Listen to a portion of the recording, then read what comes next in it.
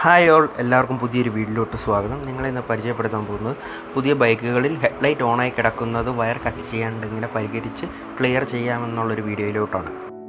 ഞാനിന്ന് ഇവിടെ ഇത് ഇൻസ്റ്റാൾ ചെയ്ത് കാണിക്കുന്നത് ക്ലാസിക് 350യിലാണ്.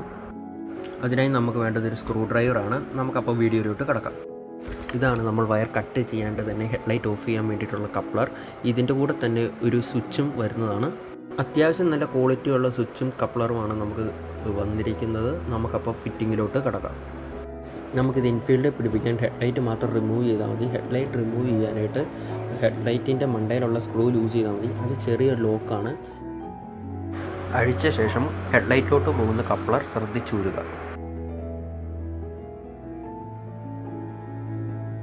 ആദ്യം തന്നെ നമുക്ക് സ്വിച്ച് പിടിപ്പിക്കാം.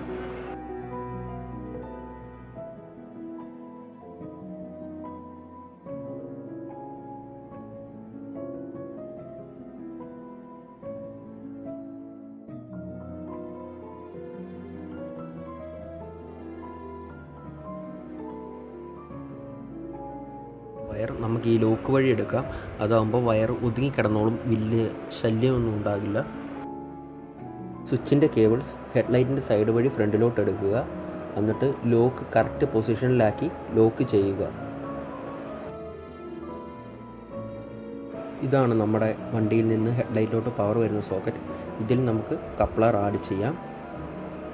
അതിനുശേഷം നമ്മൾ കണക്ട് ചെയ്ത സ്വിച്ചിൻ്റെ കേബിളിൻ്റെ കപ്ലർ ആഡ് ചെയ്യാം.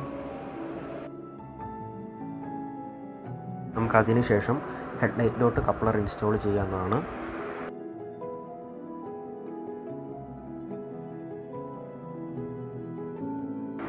ഫിക്സ് ചെയ്യുന്നതിന് മുന്നായി നമുക്ക് ഇത് വർക്കിംഗ് ആണോ എന്ന് ഒന്ന് ടെസ്റ്റ് ചെയ്ത് നോക്കാം. ഓക്കെയാണ്. നമുക്ക് പാർക്ക് ബൾബ് പ്ലേസ് ചെയ്തിട്ട് ഹെഡ്ലൈറ്റ് ഫിക്സ് ചെയ്യാവുന്നതാണ്. ഹെഡ്ലൈറ്റ് ഫിക്സ് ചെയ്യുമ്പോൾ കറക്റ്റ് ലോക്കിൽ തന്നെ ഇടാൻ ശ്രദ്ധിക്കുക, അല്ലെങ്കിൽ ഹെഡ്ലൈറ്റ് റണ്ണിങ്ങിൽ ഊരിപ്പോവും. ഇങ്ങനെ തന്നെ കറക്റ്റ് ലോക്ക് പ്ലേസ് ചെയ്യുക.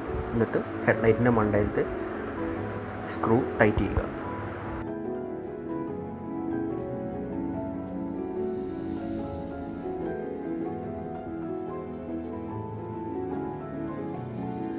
വയർ കട്ടിങ് ഇല്ലാത്തതിനാൽ നമുക്ക് ഒരുപാട് റിസ്ക് കുറഞ്ഞ് കിട്ടുന്നുണ്ട്.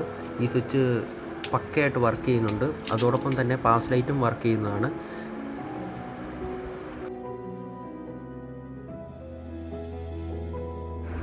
എല്ലാവർക്കും ഈ വീഡിയോ ഉപകാരപ്രദമായെന്ന് വിശ്വസിക്കുന്നു. Thank you.